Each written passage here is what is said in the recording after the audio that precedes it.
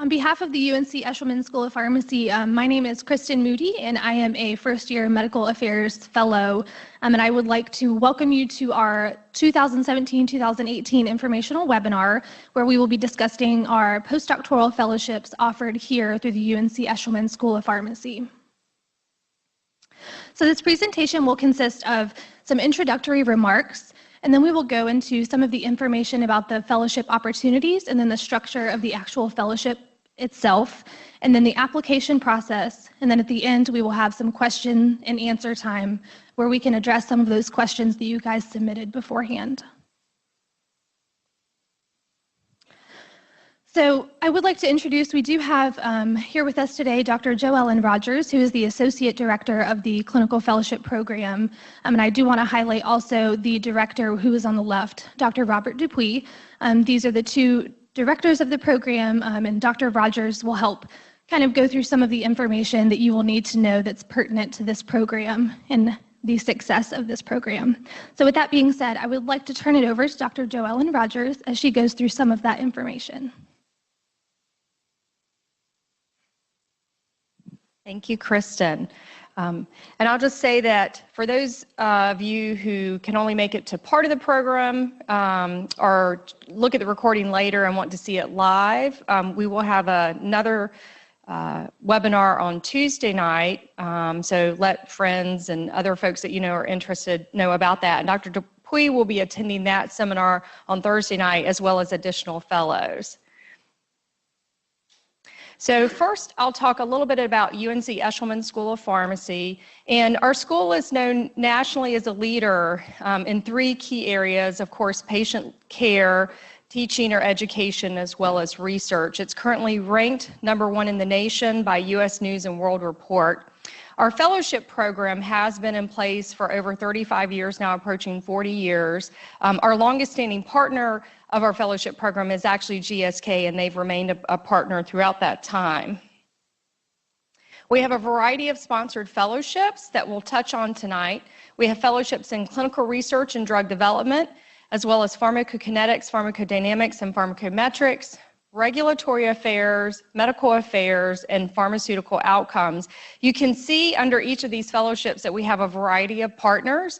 Most of those partners are located in our Research Triangle Park, located between Chapel Hill, or kind of in the heart of Raleigh, Durham, and Chapel Hill, central to those three major universities. However, as you'll learn later tonight, the fellowship partners also may reside in Kansas, such as Quintiles. We have Quintiles here in RTP as well as Kansas. Glaxo has offices that our fellows will spend time here in RTP, as well as the Philadelphia office. In addition to industry-sponsored fellowships, tonight you'll hear from one of our academic fellows, and our academic fellowships programs have been very long-standing. They're in the areas of heart failure specifically, as our heart failure pharmacotherapy, as well as cardiovascular pharmacotherapy more broadly, HIV pharmacology, as well as infectious disease more broadly, oncology, and then we have an NIH-funded T32 clinical pharmacology program as well. So tonight, you will get to meet a variety of our fellows. One of our clinical development fellows, Pan Lee, will be on our panel. She's with PPD.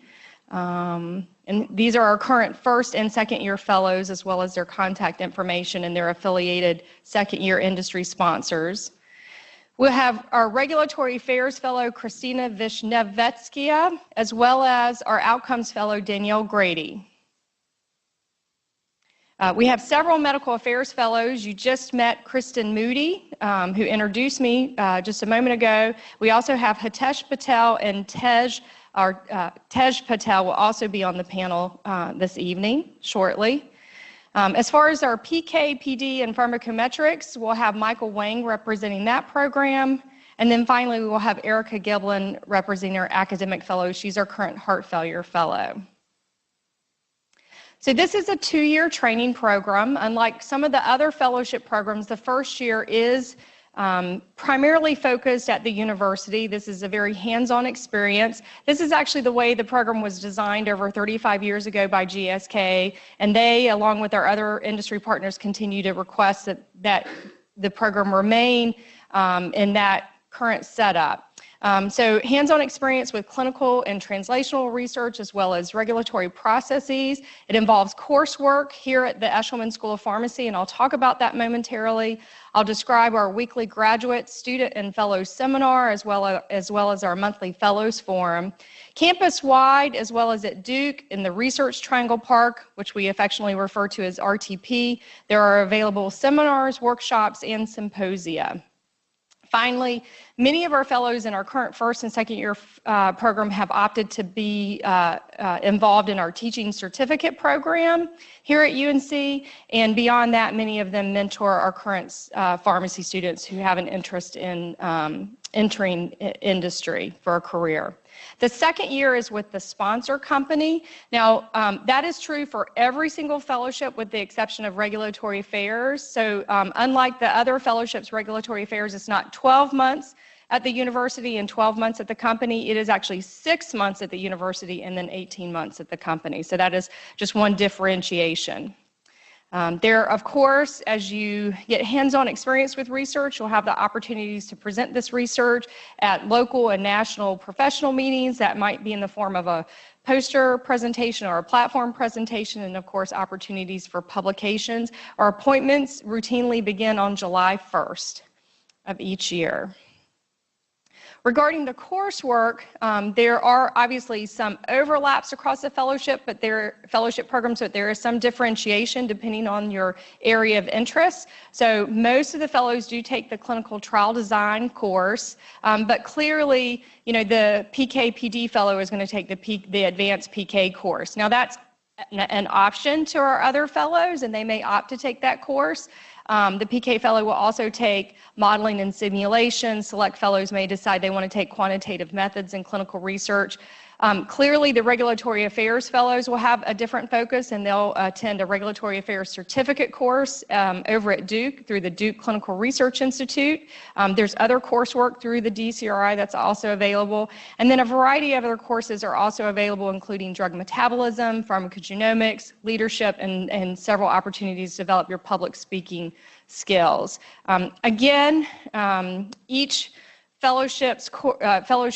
Each fellow's coursework is tailored to their background and their personal areas of interest and training and where they feel like they need to develop their skills the most. Each month, we will have Fellows Forum, and that is to discuss the latest developments in drug development. We will have speakers from all of our industry partners and oftentimes companies outside or beyond that, mostly in RTP. And they will come from a variety of work areas within the company so that all fellows get a good understanding of all the different partners that they may interact with while at the company.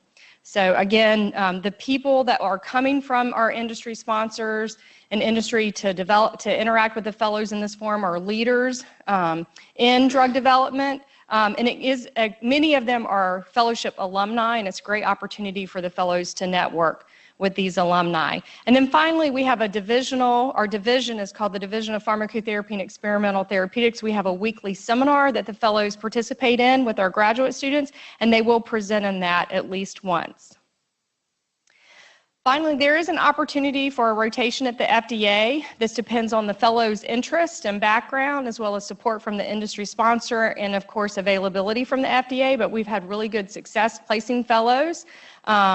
Typically, the fellow will spend the time with the Office of Clinical Pharmacology, specifically pediatric clinical pharmacology, but there are opportunities to go outside of that area as well. They will be involved with cross-functional review meetings of regulatory submissions, as well as the opportunity to advise sponsors conducting studies. And of course, the opportunity to network with FDA employees from a variety of divisions and offices. This rotation is generally lasts about 2 to 3 months, and they're typically offered in the summer as the fellow transitions from the university to the company. So that transition, usually the fellowship starts on July 1, the transition happens on July 1 a year later. So for example, you may spend your FDA time there in June and July during that transition. The exception would be is if you are a regulatory affairs fellow and you're transitioning to the company after 6 months, it would be sometime at the end of that 6 months. So with that introduction, I'm going to turn it over to our academic fellow, Erica Giblin, and she'll introduce you to that fellowship program. All right, thank you, Dr. Rogers. Like she said, my name is Erica. I'm a second-year heart failure academic fellow. And so a lot of people aren't really sure what academic fellowships are. Just like any of the industry fellowships, we spend most of our time doing research, and that can include anything from benchtop research all the way up to industry-sponsored clinical trials. Here at UNC, we have a variety of academic fellowships available, including those in heart failure, which is what I am currently enrolled in, and then more broadly, cardiovascular disease, HIV and infectious disease, as well as oncology. So depending on the area of your interest, you can pick which academic fellowship best suits you. Among the research opportunities, like I said, there's a huge range there, and then you do still get the opportunity to present your research findings. It is a 2-year fellowship, so you would spend both years here at UNC. You often work very closely with the industry fellows throughout your fellowship. In addition to research, of course, for an academic fellowship, you want some teaching opportunities, so you do have some time to teach the PharmD students in the curriculum. You can also teach multidisciplinary students or other lectures throughout the school. You'll also have clinical opportunities. Because of this, usually it's very much encouraged or sometimes required that you have a PGY1 so that you're able to appropriately serve as a clinical pharmacist in one of the specialty clinics. And then again, you'll have a chance to present your findings throughout the fellowship. And with that, I'll turn it over to Hitesh.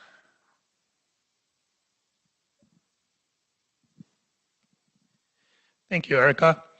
Wanted to talk to you guys about the clinical research, drug development, and medical affairs fellowships here at UNC. As you can see the objective on the slide, it really provides you the experience and education and training needed to plan, conduct, report clinical studies, as well as presenting the outcomes or any kind of findings of the study. Focusing on the first year of these fellowships, it's unique compared to all the fellowships available nationwide because you're actually training at an academic institute versus being at the industry. But the background is pretty much the same. You're involved in a wide variety of clinical trials in different phases. I can speak on behalf of my first year co-fellows that were involved with studies at UNC hospitals, UNC outpatient clinics, as well as NIH, and also benchtop studies at the UNC Eshelman School of Pharmacy. So as you can see, there's a wide variety of experience available based on the preceptor you're working with. And you also has a choice of preceptors as you go through the interview process. You get to learn about the types of research opportunities available, and you can kind of pick which preceptor you want to work with. On the left, you can see that chart. 80% of your year is going to be involved doing research, whether it's clinical or translational. There is very minimal coursework, and that coursework really complements the research you're doing. As Dr. Rogers mentioned, some of the coursework available, I'm actually taking a pharmacogenetics course because a lot of my studies are involved with pharmacogenetics. You can also see that there's other skill development available. You can do poster presentations, abstract writing, manuscript publication. I get to coordinate a couple of studies at UNC hospitals, so it's really neat experience working with doctors and residents as well as study coordinators at the hospital. And now I'd like to invite Panley to talk about clinical research and drug development fellowships, the second year portion.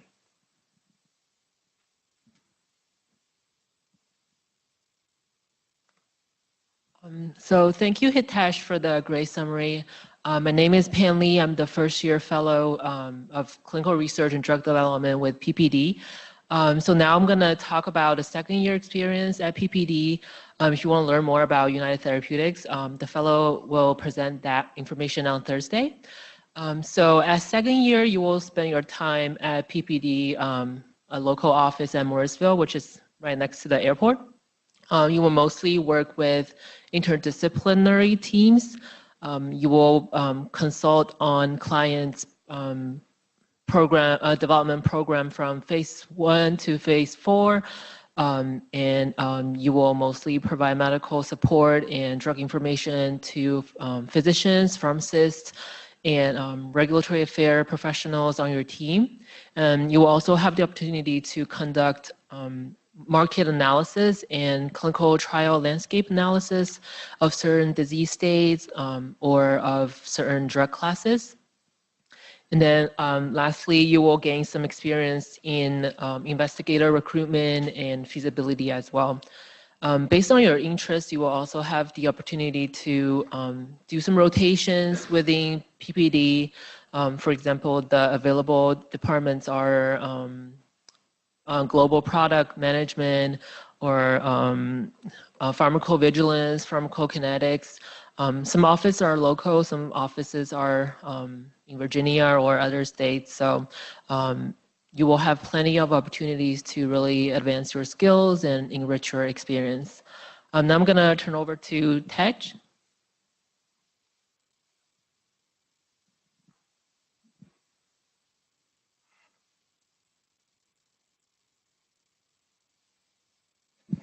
So my name is Tej Patel, and I'm going to talk broadly about the role of Med Affairs and and some of the tactics that the second-year fellow will have at their fellowship company. So depending on which company you are a part of, the medical affairs organization will vary slightly. And the two companies that are recruiting for a fellow this year in medical affairs is GlaxoSmithKline, the company that is my sponsorship company, and United Therapeutics. So the medical affairs is referred to as a broad umbrella. There's several different functionalities that the department holds. First off, depending on which therapeutic area you will be assigned to, you will be required to showcase clinical proficiency in that specific therapeutic area, because you need to showcase that you can understand what the specific gaps are in the care of that therapeutic area. In addition to that, you'll have the opportunity to collaborate cross-functionally with teams to support the overall medical strategy. So you will work with medical matrix team, which consists of members from medical information, medical directors, medical leads, and field liaisons, and everybody must come with an aligned medical affairs strategy, depending on which asset that they are working on. Depending on where the business is at, the needs of the business at that time, your role will vary. And you'll have the opportunity to be a part of launch preparations for new medications or new indications or label updates. In addition to that, there's a lot of competitive intelligence work that needs to be done for the company, and you'll have the opportunity to do that. In addition, work with marketing, brand payer marketing colleagues, and to determine some alignment there. You'll also have the opportunity to be a part of a promotional review team, which is referred in the broad sense. And what that is you will work with regulatory colleagues, legal colleagues, and you'll review promotional materials that will be sent out and promoted on behalf of the company. And the neat thing about that is you'll not only be able to learn about the reviewing promotional materials from the medical lens, but you'll be able to understand how regulatory colleagues and legal colleagues view and translate medical materials from their perspective. In addition, you will have the opportunity to provide medical support at congresses, depending on which therapeutic area you are aligned in and whatever assets you are working on and whatever indications are coming up to launch at the time. And you'll have the opportunity to, if there is a need for advisory board preparation with external experts or other medical customers. Overall, you will have an understanding of your organization's laws and regulations regarding medical engagement or scientific engagement. And next up, we'll have Christina talk about the Global Regulatory Affairs Fellowship. Thank you, Tej. So my name is Christina. I'm one of the first-year postdoctoral regulatory affairs fellows here at UNC, as well as with GlaxoSmithKline, or GSK. So I'll be talking to you about what I do over on the UNC side, as well as on the GSK side. So for regulatory affairs, we really want to provide practical training, experience, as well as competency within regulatory functions, whether it's ad promo, labeling, or regulatory strategy. And that'll kind of gear the fellow toward drug development and the evolving regulatory environment. So for the first 6 months, those are spent at where you spend half the week at UNC, so that's about 2 to 3 days per week. And at UNC, you're working within the regulatory affairs group that support clinical research that's performed by UNC. And then half the week is spent at GSK over in RTP. And there you'll be working across various functions within regulatory affairs. As I mentioned before, you do get exposure to regulatory strategy, as well as labeling, advertising, promotion, regulatory intelligence, and various different functions within the regulatory affairs umbrella. At UNC, you work closely with the Institute for Global Health and Infectious Disease Office, and within that, you work within the Office of Regulatory Affairs, and there you'll be able to contribute to clinical studies researching treatments, cures, and prevention methods for global infectious diseases. Most of the work does focus specifically within HIV. And there you get to work on different sorts of exercises, such as study protocols, informed consent forms for IRB approval, and other study forms. For instance, one of the projects I get to work on is working on protocol checklists to make sure everything's in line when the patient comes in for a study visit and make sure everything goes along according to protocol.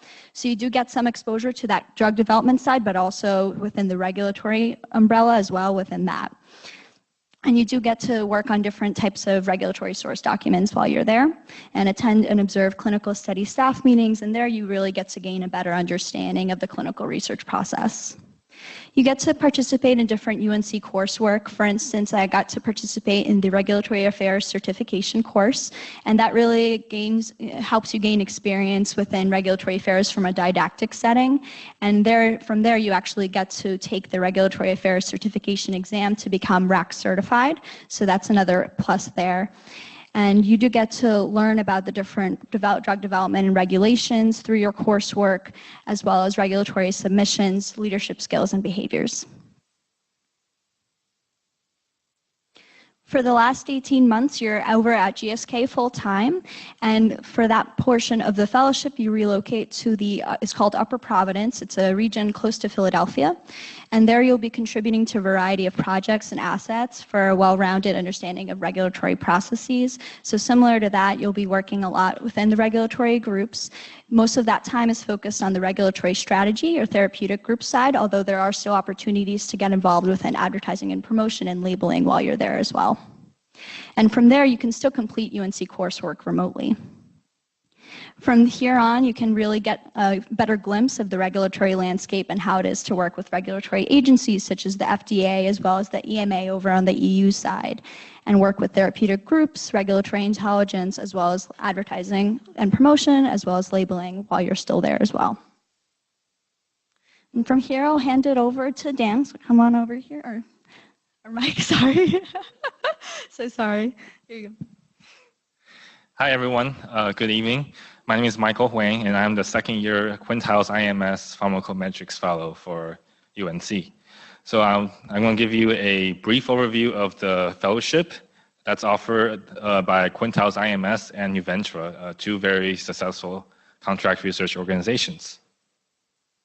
So before I do that, I'm going to go over some basic background because PK relative to the other field is a relatively technical field. And I think it would benefit us if I kind of go over some of the basics. So these are pretty standard textbook definitions of pharmacokinetics, pharmacodynamics, and pharmacometrics. But to summarize, basically, for PKs, you're focusing on concentration, drug concentration, and the factors affecting it. And pharmacodynamics is basically drug effect and the factors that affect it relative to concentration. And pharmacometrics is just kind of the study that quantifies all the variables of that exchange and try to translate that into math and that a computer can solve. So the reason why PK is such an important and growing field is because it's something that, for regulatory reasons, companies need to have. And secondly, for special populations such as pediatrics, which is my specialty, sometimes it is unethical or impossible to conduct these studies to recruit and conduct these studies. So instead, you can model and simulate these phase 1 studies to save money and save lives. And I'm sure some of you are recently aware of the fact that there is a growing need for companies to cut down drug costs, and to do that, they need to reduce the rate of failure and reduce the cost of these phase 1 to 3 trials. And I think PK and PD and pharmacometrics has a lot to offer in that regard. And they can.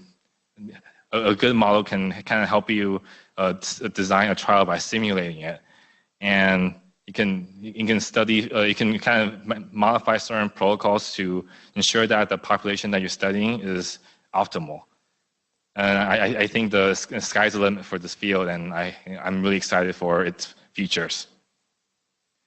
Okay, so about the fellowship. So you typically, in your first year, you would do some basic non-compartmental analysis of some phase 1 trials or phase 2A trials. And for some preceptors, they will have you kind of design and run PK or PD studies in various patient populations or healthy volunteers. There are also some preceptors who specializes in biostat analysis and pharmacometric analysis. And so one of the selling points of this fellowship is that there's a lot of flexibility that that suits your interests, not what the university wants. So I think that's definitely a plus.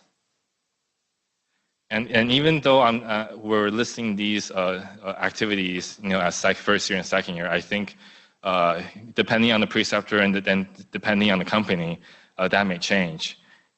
So it really depends on what interests you, what kinds of activities that you think is worthwhile to do. So I think the 3 fellows this year, Emily, Stephen, and I, we have very, very different fellowship experiences because we chose different fields. For example, Stephen did more of a clinical PK, fellowship where he actually got to meet the patients, whereas I chose the field that is as far away as patients as possible. But again, that's just personal preference. But again, in your second year, some of you might be doing population or PBPK modeling, as well as some kind of disease exposure or disease progression modeling. And of course, I mentioned the clinical trial simulation, which is a very hot topic these days in drug development. And as far as also proof of concept, first trial in humans, or drug-drug interactions, or food. There are a lot of PK clinical pharmacology studies out there that needs to be done, and I think there is definitely a rich career opportunity for you should you pursue this fellowship. So without further ado, I'll hand it to the next. Thank you very much. My name is Dan Grady. I am the Health Outcomes Fellow this year. This is a 2-year program. In terms of health economics and outcomes research, there's really, value-based medicine is a very, very hot topic. So this will kind of prepare you to contribute to that field and really work on your methodology behind all of that. So in your first year, you're mainly at UNC. This is a little bit different from some of the other fellowships in the sense that your coursework that you're taking there is really meant to supplement what you need to learn for your outcomes methodology. So that could be focusing more on biostats, research methodology, or epidemiology. And that's really tailored to you, to your strengths, and what you need to focus on coming in. In addition to that, you have an option to work either independently or with the faculty here on different projects that they have ongoing, whether that's pulling from databases to look for trends, whether even that's just a descriptive study. They'll help you out with that either with anything they have going on or your own independent project. I already talked about the coursework options. 1 to 2 days a week you'll be at GSK, and I'll talk about some of the projects that you can focus on over there on this slide. So in your second year, you're spending more of your week over at GSK working in the outcomes department there. During that time, you're also going to continue to take supplementary coursework at UNC, and again, that's flexible. It's tailored to your strengths and what you really want to focus on. In addition to that, really, if anyone has been familiar with the P&T competition and you look in the dossier for different drugs from AMCP, that whole economics side is really kind of what this department tries to put together and focus on. So some of that project, whether it's generation of value or evidence generation towards those GSK products, is what some of the things that you're going to be working on and supporting the health outcome scientists there as well. You're focused on the U.S. payer market and really kind of sets you up for a wide variety of positions, whether you want to stay in industry, whether you want to do something more in managed care. But the idea is the methodology you gain both on the academic side and the industry side really sets you up in a good position to open you up to both possible avenues. So with that, I'll hand it back over and we can talk. Thank you. Thank you very much. I did want to clarify one thing. I know there was a question from the audience here, and that was regarding all of the industry-sponsored fellowships, with one exception. All of them, whether it's medical affairs, drug development, health outcomes, is 1 year at the university and 1 year at the company. And the one exception is regulatory affairs, where it's 6 months at the university and 18 months at the company. Now, those are all industry-sponsored training programs. The one exception to that is academic fellowship programs. You spend 2 years here at the university. There's no industry sponsor, and the intent is not to train someone to go into a job in industry. It's to train someone to stay here and work for the university with primary functions of teaching and research and likely patient care, depending on the training program. So I just wanted to clarify that for everybody. Regarding what's included in the program, of course, there's a very competitive stipend. We do a market analysis every year to assess what the stipends are at other fellowship programs across the country, and we're very competitive with that and very sensitive and thoughtful about that. There is coverage for relocation to North Carolina if you're not already here. And certainly for programs where you do have to move either at 6 months or 12 months to another site, the examples of those would be regulatory affairs relocation to Philadelphia. One of the PK/PD fellowships with Quintiles, one is here and then one is in Kansas. I'm trying to think if there's any other relocation. I think that would be it. So relocation for the second year is also provided. And then finally, for the FDA experience, there's support, given that housing in the area up in DC and Maryland can be more costly. There's support for that. Health insurance and, of course, a UNC benefits package with some health coverage. And then finally, there is support for travel. So we mentioned the opportunity to present abstracts, in the form of posters or platform presentations at national meetings, and there would be support to travel for those national meetings. And then career development. A good example is, the regulatory affairs fellows may, even if they're not presenting, want to attend a certain meeting separate from a meeting at which they would be presenting research. And I think it's important to support those career development opportunities. As far as recruitment, our primary mode of recruitment as far as interaction with industry partners and you're meeting them is through the ASHP mid-year program. This program does require registration through what's called PPS, or the Personal Placement Service. You would, when that portal opens, and I believe that's on October 23rd, you can go in now and look at all of our fellowship programs and information posted on our programs. However, I don't think it's until later, about the third week of October, I believe it's the 23rd, when you can actually request an interview. But I would encourage you to go ahead and do that when that opportunity arises. For the specific fellowship fellowship program that you're interested in applying to. This meeting will give you an opportunity to meet with some of our faculty, as well as our industry sponsors, as well as our fellows. And so it's a good opportunity for us to interview you, but also for you to interview us and get to know us better. So it's a great networking opportunity. In addition, this weekend on Sunday morning, we will be at ACCP, the American College of Clinical Pharmacy. They have also a professional placement forum, and we will be there. That's a much smaller venue, much less formal, and I think that's a little more information, an opportunity for you to gain information for us. We won't be having formal interviews. It would be more informal Q&A. But if you're in Phoenix this weekend, stop by and say hello and introduce yourself for sure, and let us know what questions we can ask. The application link is provided here on the slide, but it's certainly on our website at the UNC Eshelman School of Pharmacy website. If you just search fellowship programs, you'll come to this link. Do realize that there are other fellowship programs outside of our division fellowship programs. A lot of those are primarily they're either postdoc fellowships or some focused on more academic training programs. The application officially opens on the 15th, and we do highly encourage you submitting an application prior to going to mid-year for early consideration, but the final deadline is January 1st, but I have to admit that there's probably some competitive advantage to submitting the application prior to mid-year. These are some examples of our post-fellowship opportunities, various companies that our most recent fellows have joined forces with and have started their early careers with, but this is just a small example. You can see that it is a broad range, everything from big pharma, small pharma, large clinical research organizations to small ones, the FDA, the NIH, and so on. Of course, we like to have social interaction and rejuvenation, and there's plenty of opportunity for that. Actually, not all of these were social. Some of them were actually at national meetings that the fellows attended with us recently and participated in. And there is an opportunity now for Q&A. We have fellows here tonight.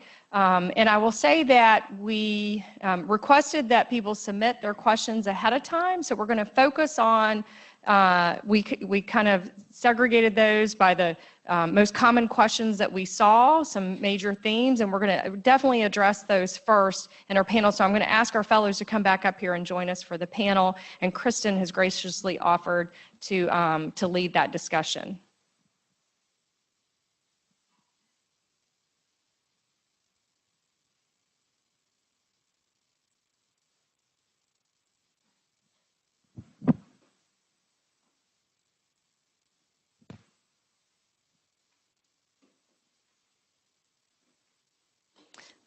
All right, welcome back, everyone.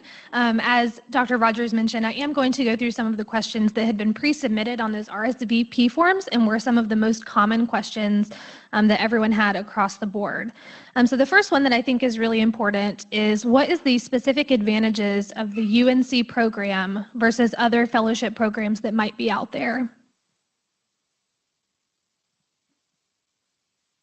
I'll say, at least for outcomes, the Gillings School of Public Health is the #2 school in the country, and being able to work with the faculty here and take courses from those professors, it's really second to one, I guess. But it is one of those experiences that being able to have a strong background in that, there's really very few better places that can provide that background for you.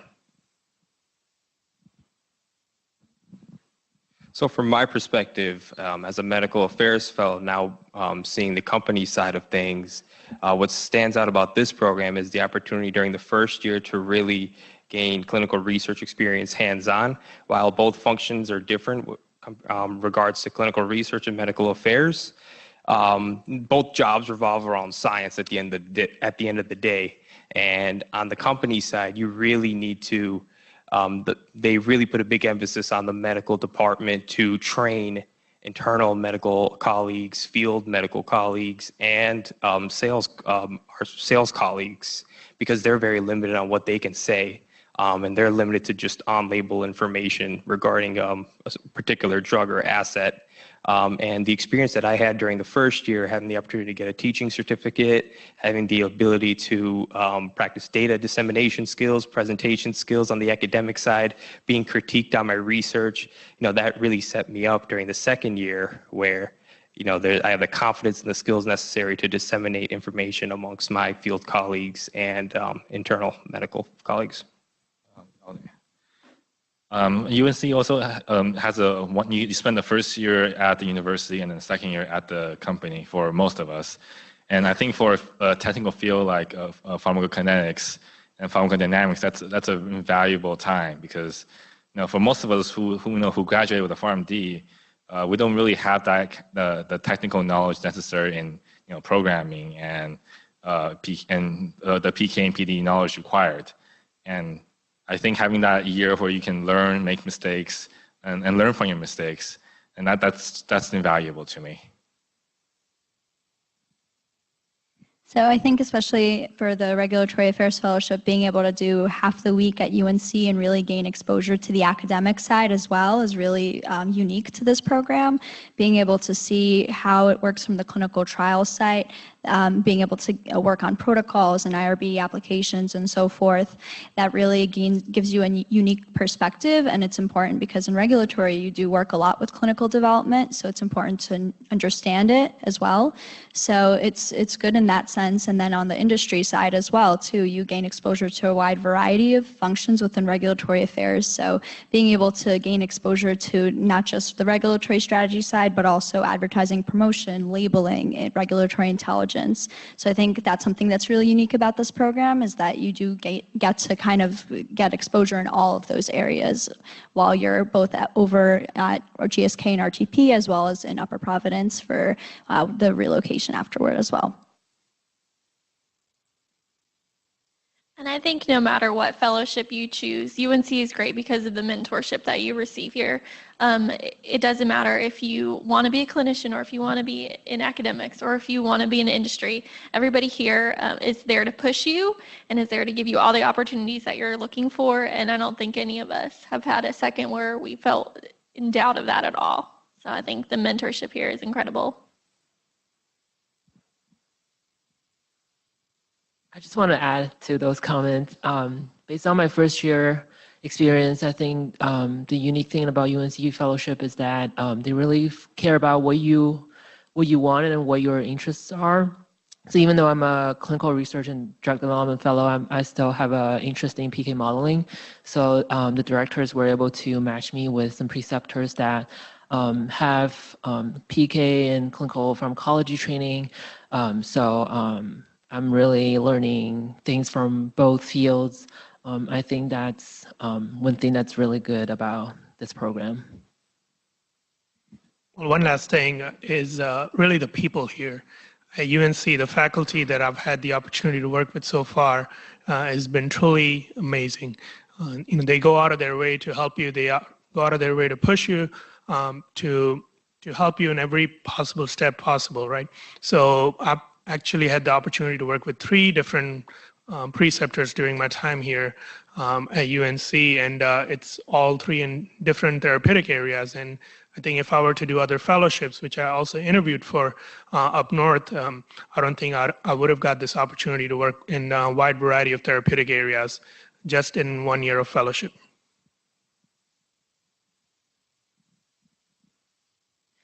So moving forward into the application process and the interviews themselves, what advice do you have for people who are going to be interviewing through the PPS?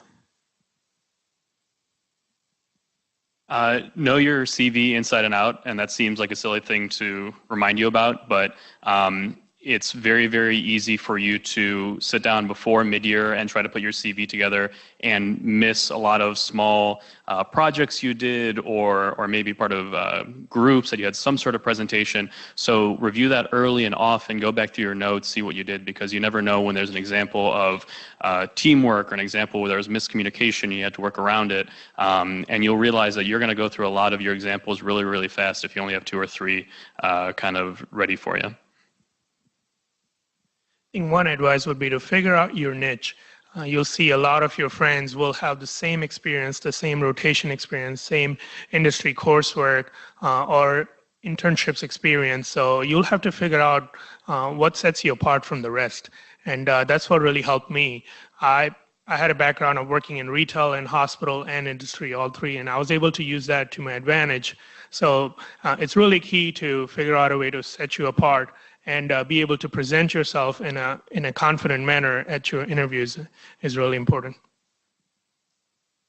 I think my tip is pretty cheesy. I think the most important thing is to really be yourself. I really hated hearing that tip when I was asking for advice, but after the whole mid-year experience, I think that's very important because just be yourself. Yes. I think you guys covered the major bases, but if I can add to that, what I can mimic is to really understand where what you want to do and where your true passion lies, and how to leverage the experiences that you do have towards the functionalities of whatever program you're applying to. Well, my advice is to know everything about the company that you're interviewing for. So, for example, any recent news or the CEO and the e-board and everything, because knowing the company and the people who run it, and if you can just casually drop off these little tidbits of information, it will show your interviewer that you did your research and that you're not walking into this blind. And I think that's always that's a very good selling point in any interview, really. I think everyone really did a great job covering pretty much the main advice, but I would say definitely keep in mind it's all at the end of the day. You're going to end up where you fit best, and it's a lot comes down to just where you fit in best and who you click with the best, and how you can speak about your experiences and how you can relate them to the position. So definitely just stay focused and keep a positive attitude, and just focus on yourself and try not to let anything else happening around you distract you, and just stay positive and you'll do a great job. So I was fortunate enough not to have to go through the PPS process like you industry fellows did. But I do remember one thing last year is somebody said to have a snack buddy that can run you treats and water. So do that. I just like to add one more thing though. The entire process is chaotic. I think I did about 14 interviews because they have multiple rounds, and and at some point you feel like you're being herded to like a cattle to from interview to interview. But it's important to have kind of a mental stamina, knowing that this is what you want to do, and you'll get through it someday or somehow. Same thing along that line. You might want to schedule your interview maybe 30 minutes apart so you give yourself some time to rejuvenate or recover from the previous one if they hated you. But try to avoid back-to-back interviews so you have some time to, recollect yourself.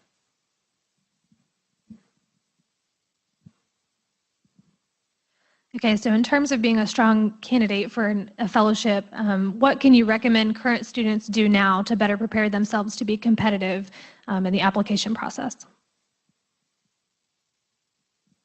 I think practically it helps out that if you reach out to any fellow in the current position you're interested in and talking with them beforehand definitely shows interest.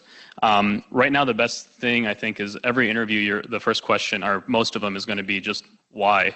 So between now and then, make sure you know your why and why you're interested in this fellowship, why you're interested in a fellowship. And if you answer that question well, that really goes a far way in terms of the whole process. Definitely get to learn more about what you're applying for. Even within the industry, there's wide variety of fellowships, wide variety of concentration and focus. And if you try to do everything, it's probably going to put you at a disadvantage. So, this is probably the best time, especially if you're in the fourth year, to kind of narrow down which particular type of fellowship you're pursuing for, and then you can focus on the companies or the programs.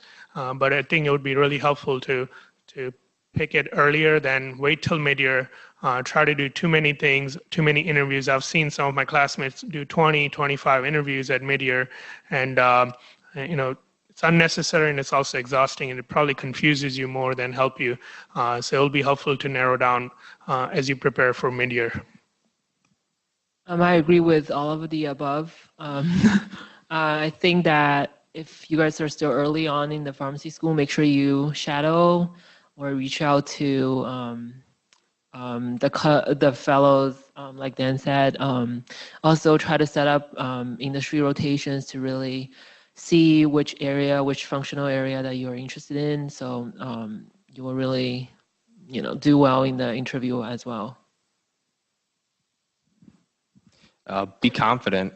That's the biggest piece of advice I can give to a prospective fellow interviewing, and be able to have thick skin, because you're not always going to mesh well with whoever you're interviewing with, and you may not, there'll be a lot of surprises, and just knowing how to manage that and just to keep your head up and keep going is probably the best piece of advice I can mimic. So for a technical field like PKPD, I think it is important to have some prerequisite experience in doing these kind of projects, preferably with a preceptor who has published in that field before. Because the first thing after they ask you why you want to do this is, have you done any projects in this field? And if you have a good answer to that, if you can describe what you did and why you did it, you'll be treated like you'll be treated like one of us instead of just a prospective student. And I think that makes all the difference. I think just knowing what you want, why you want it, come into mid-year with that mindset and be able to speak to those experiences that you have that made you realize why you want to do what you want to do. So that's just something to keep in mind, and also just be able to speak to your leadership experiences. I think in all of our fellowships, having soft skills are very important. So be able to explain why you have those certain skills, such as time management, communication, so forth, and apply those to the experiences that you do have. And I'm going to echo basically all of that and just say, make sure you know what makes you unique. Why will you be a good fit at a company or an institution or anything like that? I think we have time for one more question. Briefly, if you guys could just touch on what a typical day might look like for you in your fellowship position. So my days usually, if it's on a Monday or Thursday, half of the day is going to be in heart failure clinic. I might be teaching at some point during the day, and then the rest of it is spent either in the CTRC, which is our clinical research unit, working with patients or consenting patients or enrolling patients or going into the hospital to recruit a new patient or spinning blood for one of the studies. Really, every day is different, which I love, and I'm not just sitting there at a desk ever. So I love that a lot. So for me within the Regulatory Affairs Fellowship, I would say it's very unique from other fellowship programs where you spend half the week at UNC and half the week at GSK. So on the UNC side, on Mondays we're working with the Lineberger Cancer Center, and we get to really see the clinical side of it a little bit more as well. So we get to see patient visits and follow-up visits, as well as work on regulatory documentation there as well.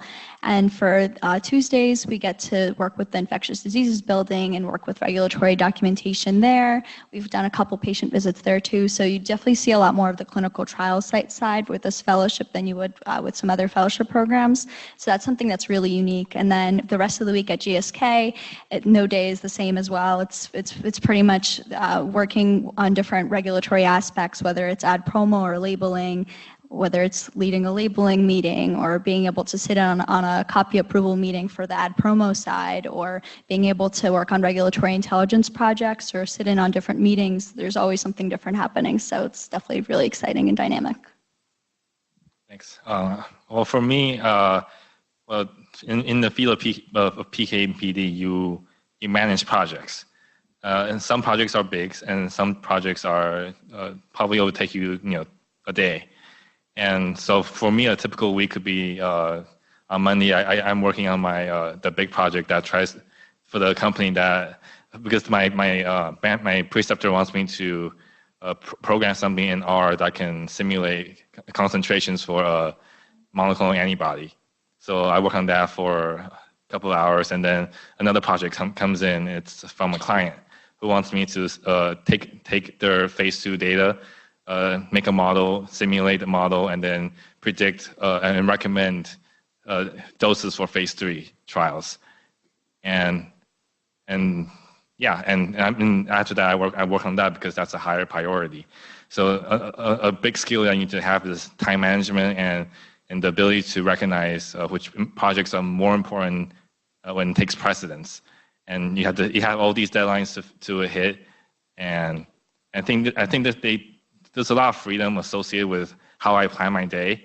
But as long as I hit my deadlines, I am fine. So that's one of the perks of my career. So on a day-to-day basis, each day is different on the company side, but for the most part, you'll have meetings scattered throughout most of your day, and then time, if you're lucky, to work on whatever your deliverables are, depending on how much work you have going on. And similar to what Mike said, some projects will have higher priority than others, and so that's on your end at the end of the day to really prioritize appropriately to make sure you're meeting your deadlines based on whatever is assigned to you. And I also have longitudinal projects that don't take more than a week to finish. They progress over time. So the combination of all that, combination of meetings, and that's usually how my day is scattered from a normal business day. So for me, I'm still a first year. I'm auditing a couple classes. I'm doing the clinical trial design class, the PK class, and the biostat class.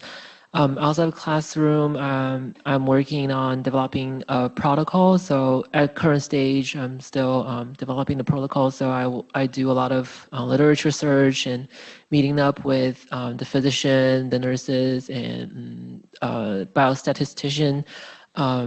Other than that, I also have some small projects from the PPD preceptor. For example, I have a presentation on some oncology trial this Friday.